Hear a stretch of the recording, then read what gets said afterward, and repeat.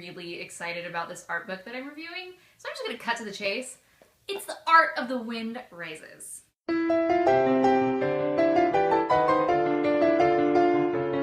guys, this is Morgan with the Rotoscopers, and like I said before, I'm reviewing The Art of the Wind Rises. Now what's really cool about this is we haven't reviewed any of the Studio Ghibli art books, and I actually didn't know that they existed until like a few weeks ago. And then when I was looking at the calendar of things that were coming out, and I saw that this one was coming out in April, I had to get my hands on it because I loved The Wind Rises. I didn't do a review for it yet, but I will, so stay tuned. Be sure to subscribe for that. So The Wind Rises, it's emotional, it's based on a true story, it's mature. I mean, oh my gosh, that movie left me in tears within the first 30 minutes. I mean, I was bawling like a baby in the theater, and I sat in the theater just so the tears could just, you know, do what they were gonna do, and then I could gain my composure, and then I could leave. I was really enamored with this movie, and I loved it. It was probably one of my favorite Studio Ghibli movies and Miyazaki movies that I had seen, and one of my favorite of the year, so get ready for that review. Anyways, I thought we were doing a review of The Art of the Wind Rises, not The Wind Rises. So when I announced that we were reviewing this on Instagram, it probably got some of the most likes that we've ever had of any of our pictures. And so people are really excited about this book. So first thing that you're going to notice is that this is a hardcover. A lot of the other Studio Ghiblis had these really flimsy backs, and so a lot of people asked me about that, and so I am glad to report that this is very sturdy.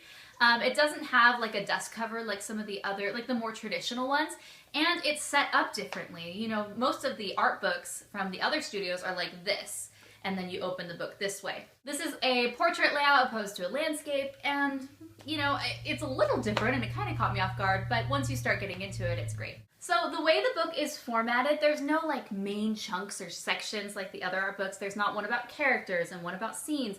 This basically just follows the format of the movie. So what's really cool about this book is that if you've never seen the movie, that's okay, because this basically is the movie. A lot of final frames, a lot of background paintings, and interwoven are occasionally some storyboards, and of course they're in Japanese.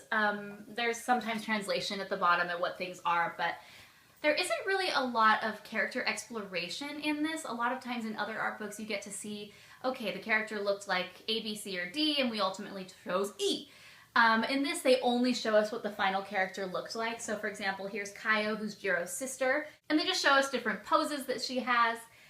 But other than that, it's like, oh, well, I guess she always looked like this. I have no idea maybe she had long hair, maybe she didn't. But there is a little at the bottom, like I said, where they go into describing the character. And, you know, for example, she's a tomboy, so they really wanted to make sure that that came out. And yeah, really fun. Now, one thing I will say is that this art book is unlike anything I've ever reviewed. I think because it is just from a different studio and a different publishing house, it's set up very differently. For example, at the very beginning, they sort of give you a history of the production.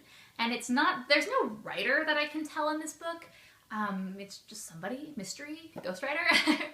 And so they just break down the production of, like, they start with when Miyazaki had this idea and how it developed, how he pitched it, all the way to the very end. And holy cow, one thing that I found really interesting is that they had such a short production time. They finished the storyboards for this movie in January and released it in Japan later that summer. I'm like, whoa! They were really awesome. Like, I mean, they started busting this movie out, and the quality is still wonderful.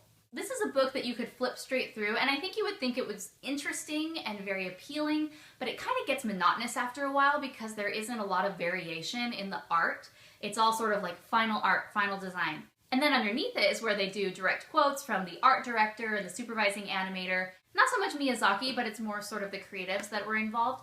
I'm just wondering if Miyazaki wasn't as available, but either way, it's really good because they go into more detail of why we did this during the scene. For example, there was this one scene they talked about how, you know, Jiro, after a long day's work, he goes to this little convenience mart, I guess that's what you would call it in the 40s, and he gets some like sponge cake or pound cake.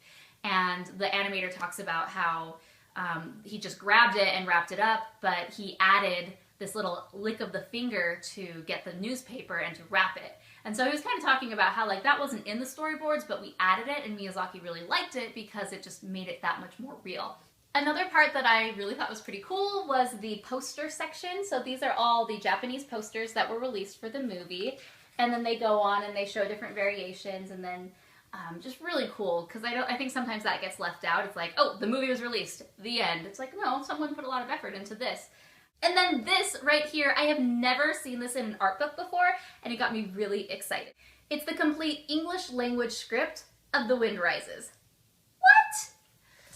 I mean, basically the script is throughout the whole book, because they basically have like line by line and then like the scene. But if you just want to read it, then this is your holy grail. All in all, this book is great. It's wonderful. It's very visually appealing, but at the same time, this book is very serious, and it kind of gets monotonous after a while. It's in the same vein, page after page after page. So while reading this book, I sort of get bored in the middle towards the end of the book, because it's sort of all the same. But nonetheless, if you love this movie, you have to get it, because it just really breaks down a lot more behind the scenes things that we normally, I don't think, would ever get in a director's commentary or any sort of special feature. So this is basically all you got, and it's good. So all in all, I give The Art of the Wind Rises 3.5 stars, and I know you're like, what? 3.5 stars? Meanie! It's like, no, it was really good, but it lacks the variety that I think could have bumped this up to a 4-star and above book. I mean, really, there was no variety. I mean, they'd show a frame of the movie and they say, this is what's happening in this frame. And if there was a quote that was happening in that frame, they'd include the quote from that frame. And then, oh, here's a storyboard. Okay, this explaining what the storyboard is about. And then occasionally they would throw in the quotes, which were big, chunky block quotes. So it had a unique flow and style. It was good. If you love Studio Ghibli and Miyazaki, you gotta buy it. 3.5 stars. Alright guys, thanks for watching my review of The Art of the Wind Rises. Be sure to subscribe for more art book reviews. We have a lot more coming, so get ready, especially some very highly requested ones, such as The Art of Tangled. Yes, that is happening. Get excited and subscribe. And be sure to like this video if you like Miyazaki. Thanks for watching, guys. I'm Morgan, and this is the Rotoscopers YouTube. I feel very inadequate to be talking about this movie, considering Brazil is Chelsea's favorite place in the world, and she speaks Portuguese, and she's obsessed with Brazil and anything Brazilian and Rio.